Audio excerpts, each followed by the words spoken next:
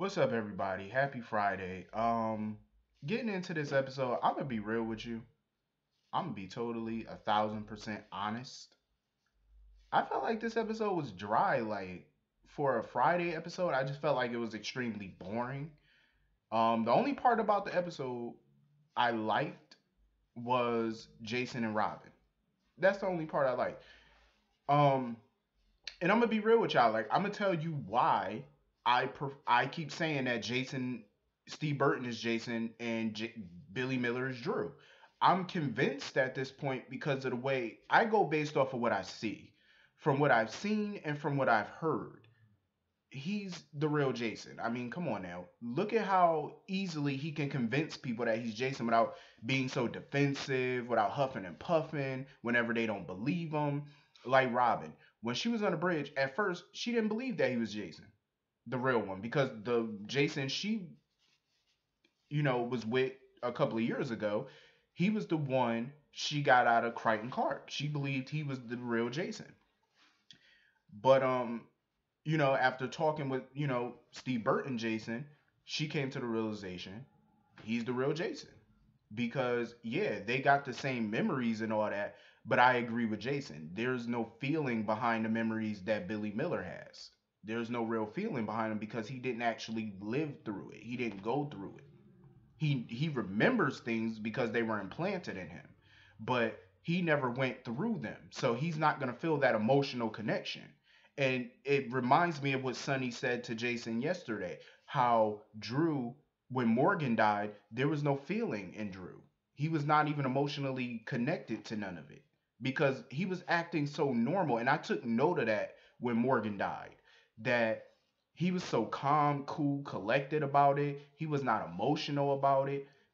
Nothing. He was just talking and acting normal, like it was nothing.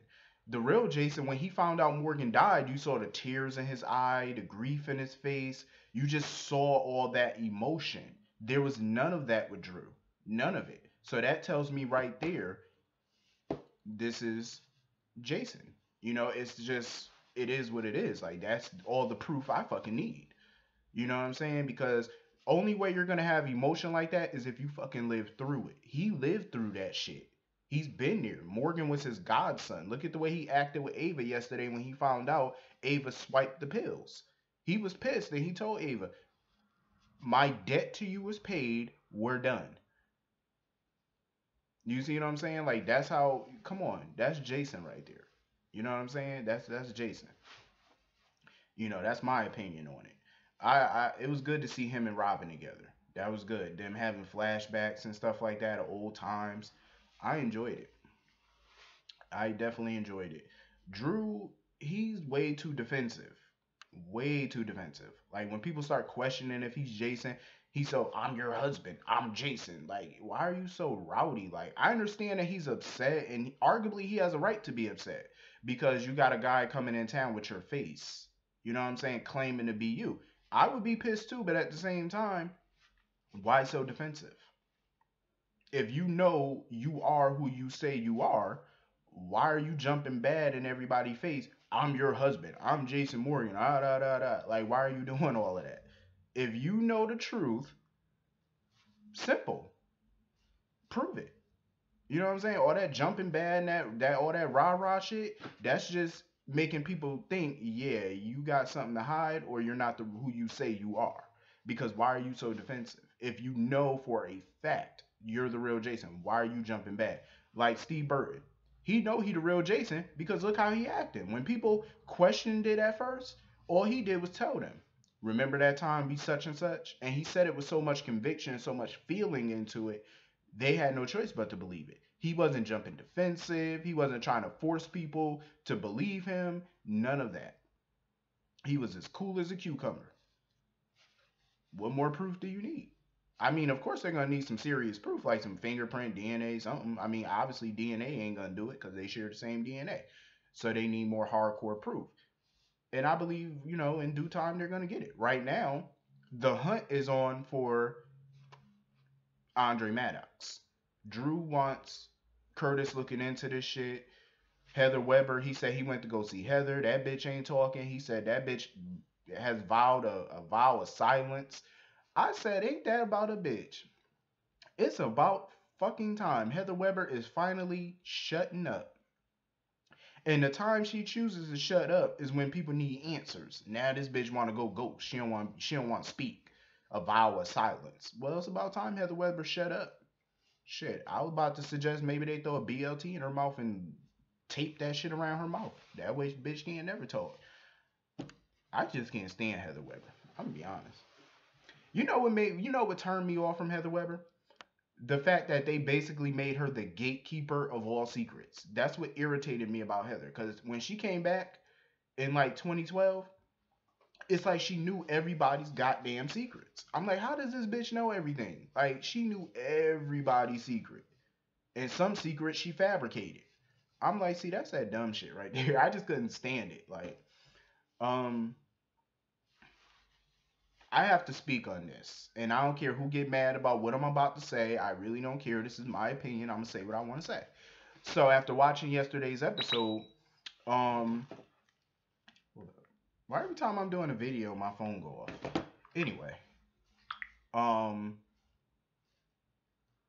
after watching yesterday's episode and watching how Sonny and Carly and even Jason ganged up on Ava, this is old habits I don't want to come back. It's old habits. This is what I don't want to happen. This is what I feared would happen. That once Jason came back, it would be Sonny, Jason, Carly, Sam all over again. That I feared that the focus would be on them again. That's what I feared. And I really don't want that to happen again. Because you have to remember this show almost got canceled 6 years ago, 6, 7 years ago. This show almost got canceled when the focus was solely on them, and that's why the show almost got canceled. How the hell these flies get in here? Um, so yeah, the show almost got canceled when you know the focus was solely on these guys, and that's what I don't want to happen again. I just feel like they need to change direction. They need to focus on other people and let that be that. That's my whole thing. I just don't want it to go back to old habits. So anyway, Um, Franco and Ava, I have to look at Franco every day? Like I just get so sick of looking at Franco. He's such an unnecessary character, unwanted character. Um, Franco just irks every part of my soul. But I kind of understood what Ava was saying. You know what I'm saying? Like they're in a position where Ava's dating Griffin, Elizabeth is dating Franco. They don't, want their dark side to bring down the people that they're currently with. I mean, Griffin and Elizabeth are no saints, but compared to Ava and Franco, they are saints. Um, so it's like that goodness of the two of them rubbed off on Franco and Ava. And Ava's afraid that their dark tendencies will rub off on Elizabeth and Griffin. They don't want to drag them down with them. You know what I'm saying? And I definitely understood what Ava was saying. Like she's afraid of doing that. And I don't blame her. Like she's afraid of doing that.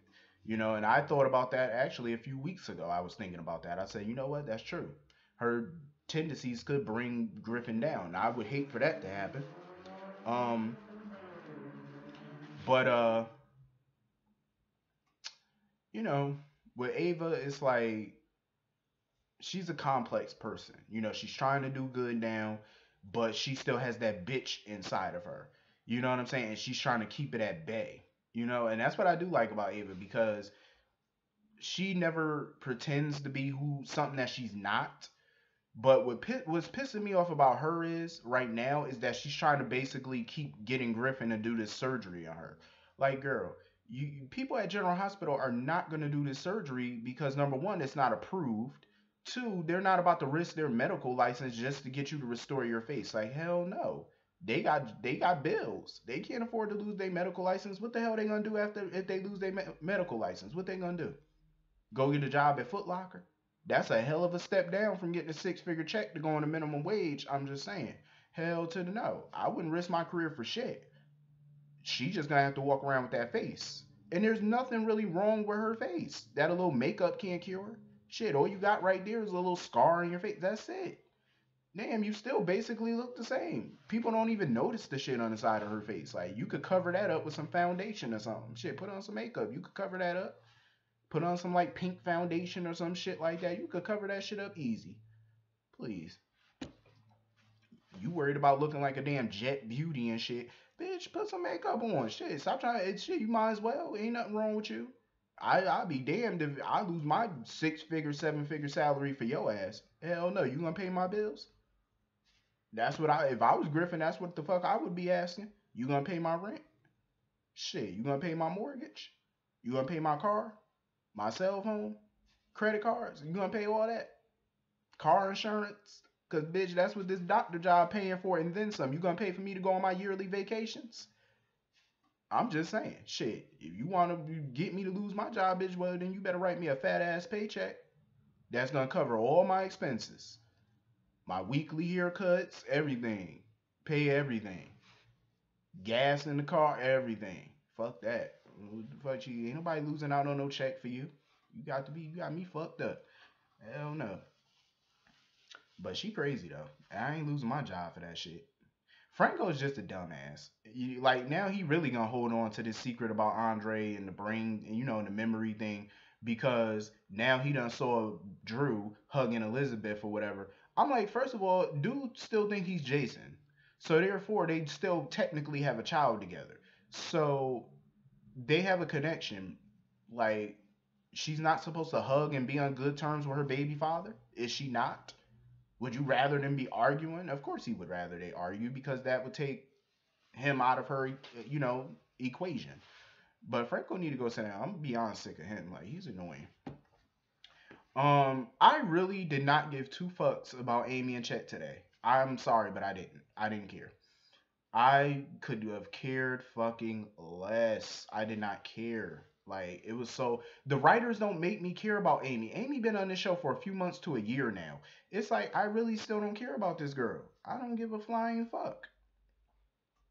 I mean, I respect the fact that Chet is a vet. He's a vet. Cool. But as a character, I don't care about either one because I don't know them and the writers aren't making me care. And we should care about Amy at this point because she's been on the show long enough, but the writers don't make you care. It's just boring. Um Maxie was definitely trying to cover up that little pregnancy test. But after Amy and Chet left, she was gonna tell Nathan about it or whatever, but her phone went off and she got an alert on her phone from the invader saying that Man Landers was a fraud. So it looks like y'all about to go down. But honestly, I don't really see how they could be brought up on legal charges for being a fraud. I really don't see how, seeing as they could claim that he was the face of the book, but she was the ghostwriter. A lot of people got ghostwriters. Every like even celebrities who come out with these books and these autobiographies, you think they really sat down and wrote all that shit? Hell no, they had a ghostwriter. They paid somebody to do it. So and they ain't been brought up on no charges. So I really don't see what the big deal is about Amy writing it and him being the face of it. What's the big fucking deal? Plenty of people in real life do this shit. It's called ghostwriting. So I don't really see how they could be in trouble for it. I guess the only reason they're writing it this way is because it creates drama, I suppose. So I guess you have to suspend disbelief. Whatever. But anyway, there was really no point in Sam having a scene with Nina today. There was really no point. I mean, I can understand Nina going to her because she needs the new budget or whatever for Crimson, and she's a little worried about Drew not being Jason or whatever because that puts the company in trouble. So she's worried about Crimson. I can understand that, but why was Sam sitting there telling her all her business? Like Nina sitting there asking, "Oh, so what do you think about this guy being the real Jason, or is your husband the real Jason?" That's none of your business. Why are you probing into your boss's personal life? That's not up for discussion. I will say this though, Sam's office is the bomb. Like I actually like it. How come everybody's office is always white? The only person in office I think that don't have white in it is Michael's office and Sunny's office. Their office is a little on the darker side. But I actually like that her office is white because at least it bring in some color. I mean, not no color, but it brightens the place up. All them dark ass sets that they got. I would have put some yellow or some blue on the wall or something though. Get some color up in there. Um, but yeah, Sam, she basically is playing herself. She know damn well Steve Burton Jason is the one she want, but she's being loyal to Billy Miller's Jason, aka Drew. She's being loyal to him, I suppose. Love the one you're with. You know how that old saying go, love the one you're with. So, stand by your man, I suppose. Sam is standing by her dude. Even though in her heart that's not what she want to do. That's not where she want to be. Oh, yo, that's my fucking song, yo. Donnell Jones, Where I Wanna Be. That's my song. Y'all gotta look that shit up. That's my favorite 90s song. Where I wanna be, she's crying her heart to me. How could you let this be? That's my song. So anyway, yeah. Sam, she know damn well she wanna be with Steve Burton Jason. She full of shit. She know that's who she wanna be with, but she's staying loyal. I respect loyalty. But for me, I would take honesty over loyalty though. And she's not being honest with herself. She's being loyal, but she's not being honest. Like, bitch, be honest. I respect your hustle. I respect your loyalty, but girl, be honest. You know that ain't who you want to be with. Because if she was really serious about being with Drew or BM Jason, whatever you want to call him, then she would not have any doubt in her mind. There would be no flashbacks. There would be none of that. You would have no doubt. You would be literally standing by your man without a doubt. Like it's celebrity women out here who married to these bum ass dudes who be cheating, who this, and they the first ones to put out a press conference talking about, oh he ain't cheating, we happy, we got a good marriage, but behind closed door that bitch know he fucking around, but she's staying loyal, but she ain't being honest with herself. It's a different situation from this, obviously, but in a way, it holds true as well because you know how you got loyalty, but you're not being honest. Be honest. Fuck the loyalty. Be honest. Honesty comes first in my book. Like I'd rather have a friend around me that's honest than loyal. But if it was one or the other, I would choose honesty over loyalty. But if I could have both, it would be honest and loyal. But one or the other, I would pick honesty. So it is what it is. Um, but yeah, Nina need to mind her business. Stay in her lane. Stay in her lane. Nobody asked for her opinion. Now she got an alert on her phone telling her that Man Landers is a fraud. Um, So it is what it is. Her world is about to come crashing down. Um, so now Jordan wants Curtis looking into Andre or whatever, even though he's already looking into it. But they came to the realization Andre was dirty. Basically, he's not squeaky clean like he claimed to be. I said, of course he ain't squeaky clean. Who is on this show? Everybody got a little dirt on their hand. It is what it is. But anyway, yeah, this episode was pretty dry. It was only like one part of this episode I like, Jason and Robin. That's it. Everything else, I didn't give a flying figgity fuck fuck fuck. But anyway, hit the comment section. Let me know what you think, and I will see you on Monday. Have a wonderful, wonderful weekend. Turn up. Don't get too sloppy drunk, cause we got some shit to talk about on Monday, and I need you sober. I need at least one sober person at least, cause I know I'm probably not going to be. And sometimes my reviews be a little me being a little lifted with the spirits. So have fun. Enjoy your weekend. See you on Monday. Peace.